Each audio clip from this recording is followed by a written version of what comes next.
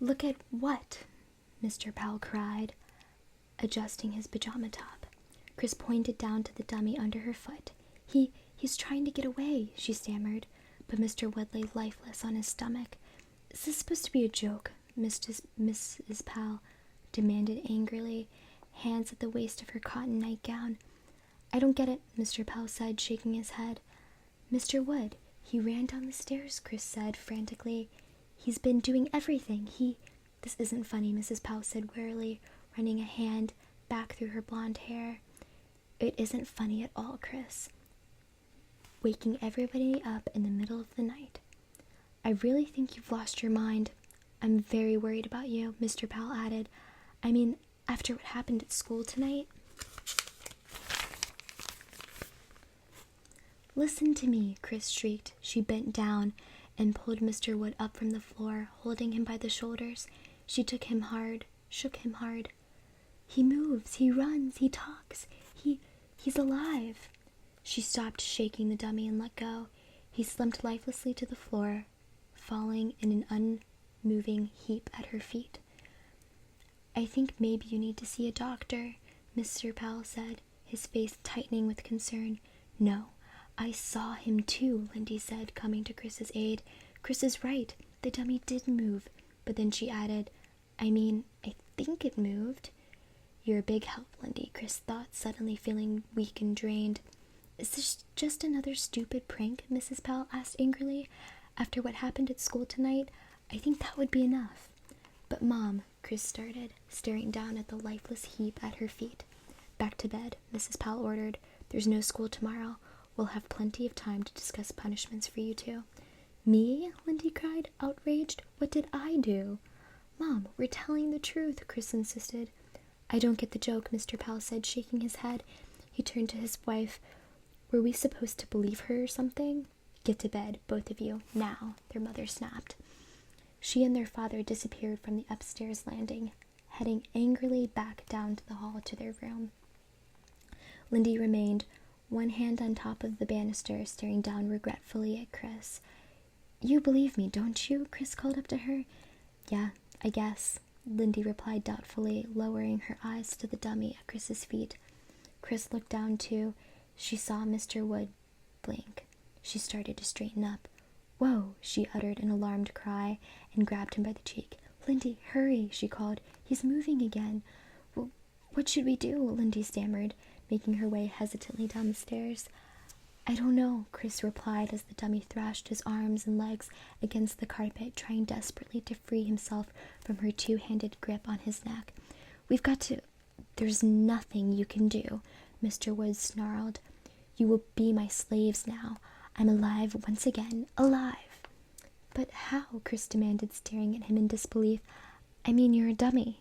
"How?" The dummy snickered. "You brought me back to life," he told her in his raspy voice. "You read the ancient words." The ancient words? What was he talking about?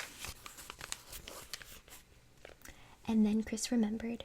She had read the strange-sounding words from the sheet of paper in the dummy's shirt pocket. "I am back, thanks to you," the dummy growled. "And now you and your sister will serve me." As she stared in horror at the grinning dummy, an idea popped into Chris's mind. The paper, she had tucked it back into his pocket. If I read the words again, Chris thought, it will put him back to sleep. She reached out and grabbed him. He tried to jerk away, but she was too quick. The folded sheet of yellow paper was in her hand.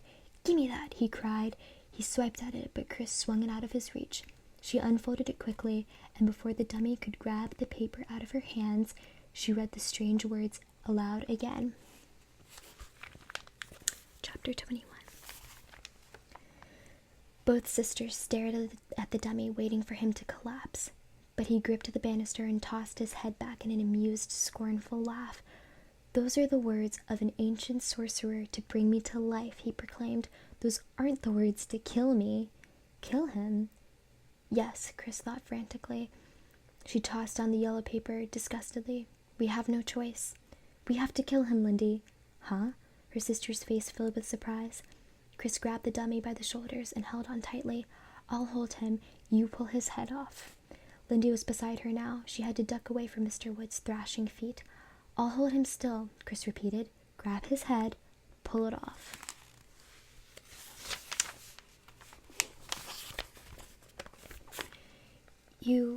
You sure? Lindy hesitated, her features tight with fear. Just do it, Chris screamed. She let her hand slide down Mr. Wood's waist. Lindy grabbed his head in both hands. Let go of me, the dummy gasped. Pull, Chris cried to her terrified sister. Holding the dummy tightly around the waist, she leaned back, pulling him away from her sister. Lindy's hands were wrapped tightly around the dummy's head. With a loud groan, she pulled hard. The head didn't come off. Mr. Wood uttered a high-pitched giggle. Stop, you're tickling me, he rasped. Pull harder, Chris ordered her sister. Lindy's face was bright red. She tightened her grip on the head and pulled again, tugging with all of her strength. The dummy giggled his shrill, unpleasant giggle. It won't come off, Lindy said, sighing in defeat. Twist it off, Chris suggested frantically. The dummy thrashed out with his feet, kicking Chris in the stomach, but she held on. Twist the head off, she cried. Lindy tried to turn the head. The dummy giggled. It won't twist, Lindy cried in frustration. She let go of the head and took a step back. Mr. Wood raised his head, stared up at Lindy, and grinned. You can't kill me. I have powers. What do we do? Lindy cried, raising her eyes to Chris. This is my house now, the dummy rasped, grinning at Lindy as it struggled to wriggle out of Chris's arms. You will do as I say now. Put me down. What do we do? Lindy repeated. Take him upstairs. We'll cut his head off, Chris replied. Mr. Wood swung his head around, his eyes stretched open in an evil glare. Ow! Chris cried out in surprise as the dummy snapped his jaws over her arm, biting her. She pulled her arm away and, without thinking, slapped the dummy's wooden head with the palm of her hand. The dummy giggled in response. Violence! Violence! He said in a mock, scolding tone. Get those sharp scissors in your drawer, Chris instructed her sister. I'll carry him up to our room. Her arm throbbed where he had bitten her, but she held onto him tightly and carried him up to their bedroom. Lindy had already pulled the long metal scissors from the drawer. Her hand trembled as she opened and closed the blades. Below the neck, Chris said, holding Mr. Wood tightly by the shoulders. He hissed furiously at her. She dodged as he tried to kick her with both of his sneakered feet. Holding the scissors with two hands, Lindy tried to cut the head off at the neck. The scissors didn't cut, so she tried a sawing motion. Mr. Wood giggled. I told you, you can't kill me. If it isn't going to work, Lindy cried, tears of frustration running down her cheeks. Now what? We'll put him in the closet, then we can think, Chris replied. You have no need to think. You are my slaves, the dummy rasped. You will do whatever I ask. I will be in charge from now on. No way, Chris muttered, shaking her head. What if we won't help you? Lindy demanded.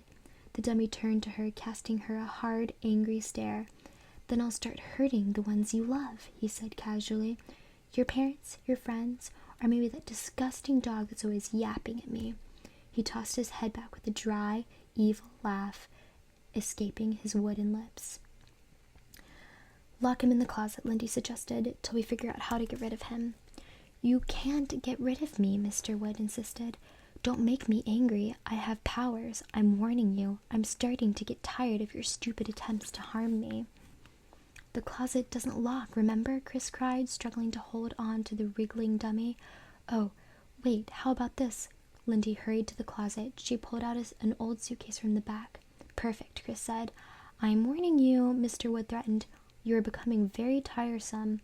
With a hard tug, he pulled himself free of Chris. She dove to tackle him, but he darted out from under her. She fell face down onto her bed. The dummy ran to the center of the room, then turned his eyes to the doorway as if trying to decide where to go. You must do as I tell you, he said darkly, raising a wooden hand toward Lindy. I will not run from you two. You are to be my slaves. No, Chris cried, pushing herself up. She and her sister both dove at the dummy. Lindy grabbed his arms. Chris ducked to grab his ankles. Working together, they stuffed him into the open suitcase. You will regret this, he threatened. kicking his legs, struggling to hit them. "You will pay dearly for this. Now someone will die." He continued screaming after Chris latched the suitcase and shoved it into the closet. She quickly closed the closet door, then leaned her back against it, sighing wearily. "Now what?" she asked Lindy. Chapter 22. "We'll bury him," Chris said. "Huh?" Lindy stifled a yawn. They had been whispering together for what seemed like hours. As they tried to come up with a plan, they could hear the dummy's muffled cries from inside the closet. "We'll bury him under that huge mound of dirt," Chris explained, her eyes going to the window. "You know, next door at the new house." "Yeah, okay, I don't know," Lindy replied. "I'm so tired I can't think straight." She glanced at the bedside table clock. It was nearly 3:30 in the morning. "I still think we should wake up Mom and Dad," Lindy said, fear reflected in her eyes. "We can't," Chris told her. "We've been over that 100 times. They won't believe us. If we wake them up, we'll be in even bigger trouble."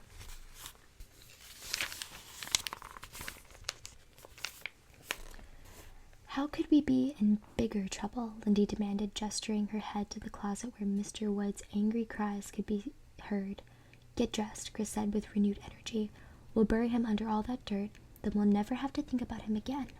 Lindy shuddered and turned her eyes to the dummy folded up in the chair. "I can't bear to look at Slappy anymore. I'm so sorry I got us interested in dummies." "Shh, just get dressed," Chris said impatiently. A few minutes later, the two girls crept down the stairs in the darkness. Chris carried the suitcase in both arms, trying to muffle the sound of Mr. Wood's angry protests. They stopped at the bottom of the stairs and listened for any sign that they had awakened their parents. Silence. Lindy pulled open the front door and they slipped outside. The air was surprisingly cool and wet. A heavy dew had begun to fall, making the front lawn glisten under the light of a half moon. Blades of wet grass clung to their sneakers as they made their way to the garage. As Chris held onto the suitcase, Lindy slowly, quietly pulled up the garage door. When it was halfway up, she ducked and slipped inside. A few seconds later, she emerged carrying a large snow shovel. "This should do it," she said, whispering even though no one was around. Chris glanced down the street as they headed across the yard to the lot next door. The heavy morning dew misted the glow of the street lamps, making the pale light appear to bend and flicker like candles. Everything seemed to shimmer under the dark purple sky. Chris set the suitcase down beside the tall mound of dirt. "We'll dig right down here," she said, pointing toward the bottom of the mound. "We'll shove him and cover him." "I'm warning you," Mr. Wood threatened, listening inside the suitcase. "Your plan won't work. I have powers." "You dig first," Chris told her sister, ignoring the dummy's threat. "Then I'll take a turn." Lindy dug into the pile and heaved up a shovel full of dirt. Chris shivered. The heavy dew felt cold and damp. A cloud floated over the moon, darkening the sky from purple to black. "Let me out," Mr. Wood called. "Let me out now, and your punishment won't be too severe." "Dig faster," Chris whispered impatiently. "I'm going as fast as I can," Lindy replied. She had dug a pretty good-sized, square-shaped hole at the base of the mound. "How much deeper do you think?" "Deeper," Chris said. "Here, watch the suitcase. I'll take a turn." She changed places with Lindy and started to dig. Something scampered heavily near the low shrubs that separated the yards. Chris looked up and saw a moving shadow and gasped. "Raccoon, I think," Lindy said with a shudder. "Are we going to bury Mr. Wood in the suitcase, or are we going to take him out?" "Think Mom will notice if the suitcase is gone?" Chris asked, tossing a shovel full of wet dirt to the side. Lindy shook her head. "We never use it." "We'll bury him in the suitcase," Chris said. "It'll be easier." "You'll be sorry," the dummy rasped. The suitcase shook and nearly toppled onto its side. "I'm so sleepy," Lindy moaned, tossing her socks onto the floor, then sliding her feet under the covers. "I'm wide awake," Chris replied, sitting on the edge of her bed. "I guess it's because I'm so happy. So happy we got rid of that awful creature." "It's all so weird," Lindy said, adjusting her pillow behind her head. "I don't blame Mom and Dad for not believing it. I'm not sure if I believe it either." "You put the shovel back where you found it?" Chris asked. Lindy nodded. "Yeah," she said sleepily. And you closed the garage door? Shh. I'm asleep, Lindy said. At least there's no school tomorrow. We can sleep late. I hope I can fall asleep, Chris said doubtfully. I'm just so pumped. It's all like some kind of hideously gross nightmare. I just think... Lindy? Lindy, are you still awake? No. Her sister had fallen asleep. Chris stared up at the ceiling. She pulled the blankets up to her chin. She still felt chilled. She couldn't shake the cold dampness of the early morning air. After a short while, with thoughts of everything that had happened that night whirling crazily in her head, Chris fell asleep too. The rumble of machines woke her up at 8:30 the next morning. Stretching, trying to rub the sleep from her eyes, Chris stumbled to the window, leaned over the chair holding Slappy, and peered out. It was a gray, cloudy day. 2 enormous yellow steamrollers were rolling over the lot next door behind the newly constructed house, flattening the land. I wonder if they're going to flatten that big mound of dirt, Chris thought, staring down at them. That would be really excellent.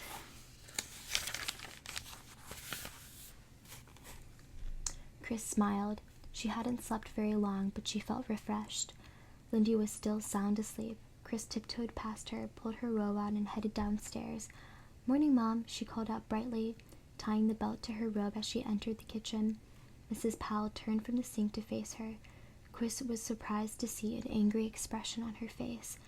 She followed her mother's stare to the breakfast counter. "Oh," Chris gasped when she saw Mr. Wood. He was seated at the counter, his hands in his lap. His hair was matted with red-brown dirt, and he had dirt smears on his cheeks and forehead. Chris raised her hands to her face in horror. "I thought you were told to never bring that thing down here," Mrs. Powell scolded. "What do I have to do, Chris?" She turned angrily back to the sink. The dummy winked at Chris and flashed her a wide, evil grin. Chapter 23. As Chris stared in horror at the grinning dummy, Mrs. Powell suddenly appeared at the kitchen doorway. "Ready?" he asked his wife. Mrs. Powell hung the dish towel on the rack and turned around, brushing a lock of hair off her forehead. "Ready, I'll get my bag." She brushed past him in the hallway. "Where are you going?" Chris cried, her voice revealing her alarm. She kept her eyes at the dummy on the counter. "Just doing a little shopping at the garden store," her father told her, stepping into the room, peering out the kitchen window. "Looks like rain." "Don't go," Chris pleaded. "Huh?" He turned toward her. "Don't go, please," Chris cried. Her father's eyes landed on the dummy. He walked over to him. "Hey, what's the big idea?" her father asked angrily. "I thought you wanted to take him back to the pawn shop," Chris replied, thinking quickly. "Not till Monday," her father replied. "Today's Saturday, remember?" The dummy blinked. Mr. Powell didn't notice. "Do you have to go shopping now?" Chris asked in a tiny voice. Before her father could answer, Mrs. Powell reappeared in the doorway. "Here, catch," she called, and tossed the car keys to him. "Let's go before it pours." Mr. Powell started to the door. "Why don't you want us to go?" he asked. "The dummy," Chris started, but she knew it was hopeless. They'd never listen. They'd never believe her. "Never mind," she muttered. A few seconds later, she heard their car back down the driveway. They were gone, and she was alone in the kitchen with the grinning dummy. Mr. Wood turned toward her slowly, swiveling the tall counter stool.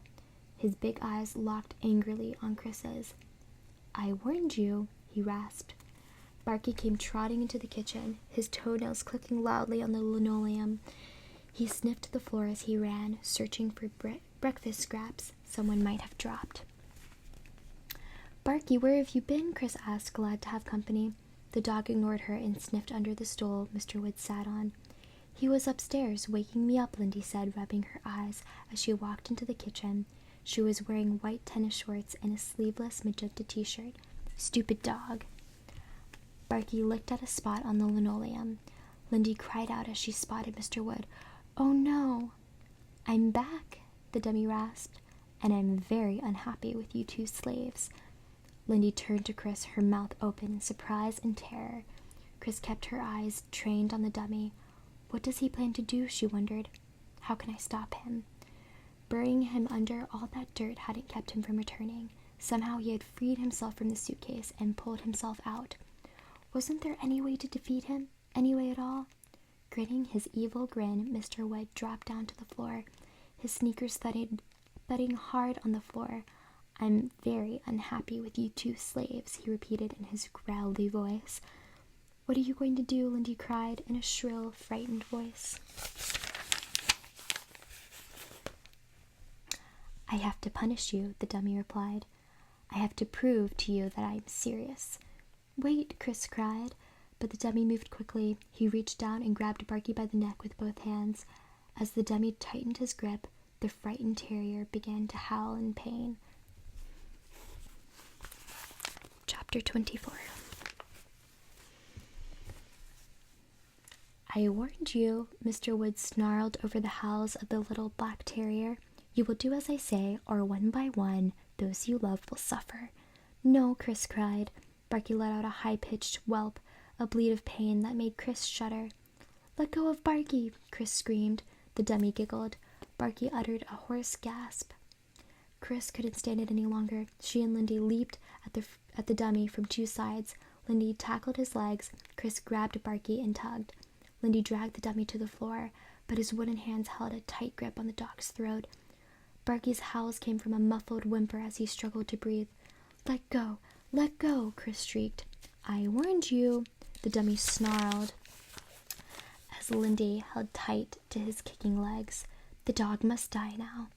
No, Chris let go of the grasping dog. She slid her hands down the dummy's wrists.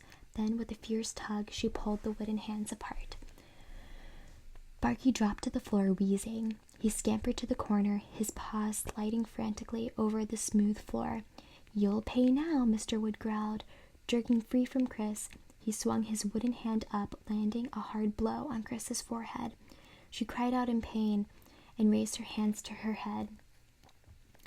She heard Barky yipping loudly behind her. "Let go of me," Mr. Wood demanded, turning back to Lindy, who still held onto his legs. "No way," Lindy cried. Chris grabbed his arms again. Her head still throbbing, Chris lunged forward to grab the dummy's arms. But he lowered his head as she approached and clamped his wooden jaws around her wrist. "Ow!" Chris howled in pain and pulled back. Lindy lifted the dummy up by the legs, then slammed his body hard against the floor. He uttered a furious growl and tried to kick free of her. Chris lunged again, and this time grabbed one arm and then the other. He lowered his head to bite once more, but she dodged away and pulled his arms back behind.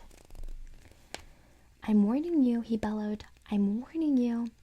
Barky yipped excitedly, hopping up on Chris. "What do we do with him?" Lindy cried, shouting over the dummy's angry threats. "Outside," Chris yelled, pressing the arms more tightly behind Mr. Wood's back. She suddenly remembered the two steamrollers that she had seen moving over the yard next door, flattening the ground. "Come on," she urged her sister. "We'll crush him." "I'm warning you. I have powers," the dummy screamed. Ignoring him, Chris pulled open the kitchen door as they carried their wriggling captive outside.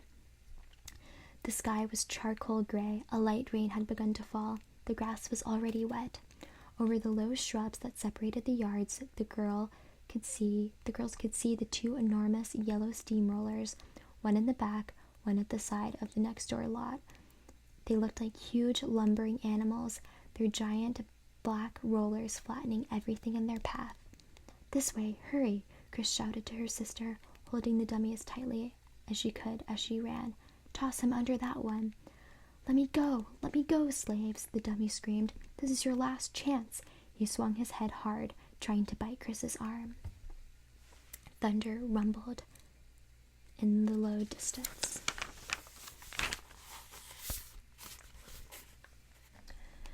The girls ran at full speed, slipping on the wet grass as they hurried toward the fast-moving steamroller.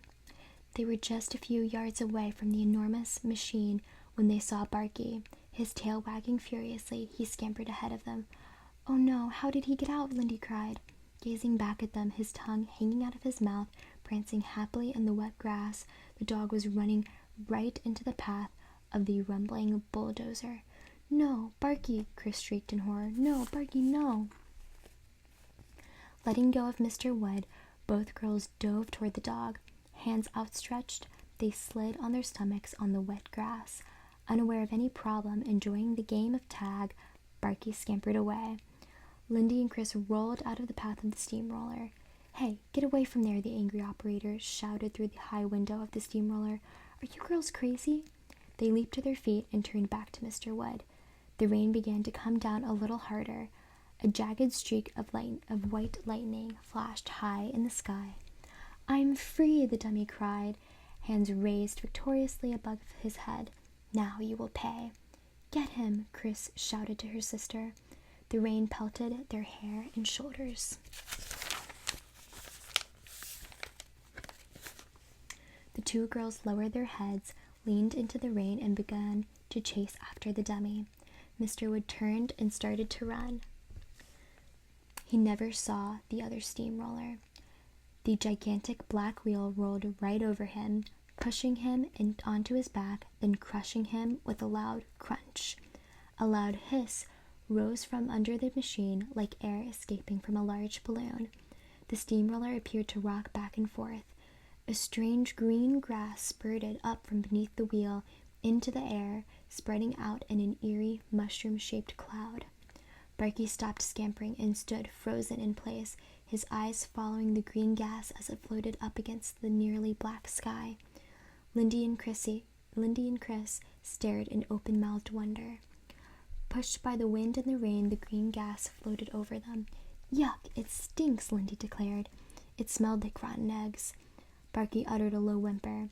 The steamroller backed up. The driver jumped out and came running toward them. He was a short, stocky man with big, muscular arms bulging out from the sleeves of his t-shirt. His face was bright red under a short, blonde flat top, his eyes wide with horror. "A kid?" he cried. I ran over a kid?" "No, he was a dummy," Chris told him. "He wasn't alive." He stopped. His face faded from red to flower white. He uttered a loud, grateful sigh. "Oh, man," he moaned. "Oh, man, I thought it was a kid." He took a deep breath and let it out slowly. Then he bent to examine the area beneath his wheel. As the girls came near, they saw the remains of the dummy crushed flat inside its jeans and flannel shirt.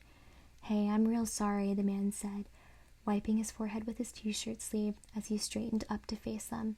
"I couldn't stop in time." "That's okay," Chris said, a wide smile forming on her face. "Yeah, really, it's okay," Lindy quickly agreed. Barky moved close to sniff the crushed dummy. The man shook his head. "I'm so relieved. It looked like it was running. I really thought it was a kid. I was so scared." "No, just a dummy," Chris told him. "Phew," the man exhaled slowly. "Close one." His expression changed. "What are you girls doing out in the rain anyway?" Lindy shrugged. Chris shook her head. "Just walking the dog." The man picked up the crushed dummy. The head crumpled to powder as he lifted it. "You want this thing?"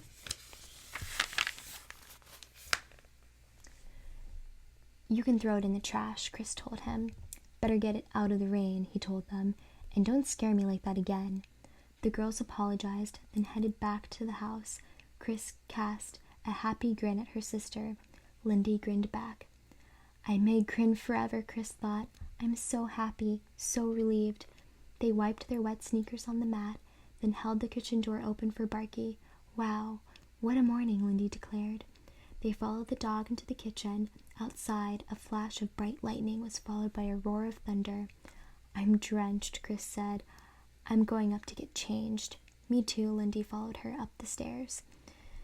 They entered their bedroom to find the window wide open, the curtains slapping wildly, rain pouring in. "Oh no," Chris hurried across the room to shut the window. As she leaned over the chair to grab the window frame, Slappy reached up and grabbed her arm. "Hey, slave, is that other guy gone?" the dummy asked in a throaty growl. "I thought he'd never leave." And that is the end. So it has like an about the author page and a Q&A with the author.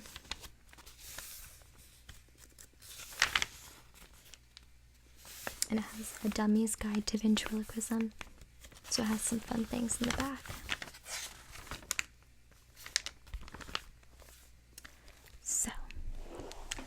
I know that this has turned out to be a super, super long video, but I hope that you enjoyed it, and if you were waiting on the third part of this video, I hope that you were happy with it.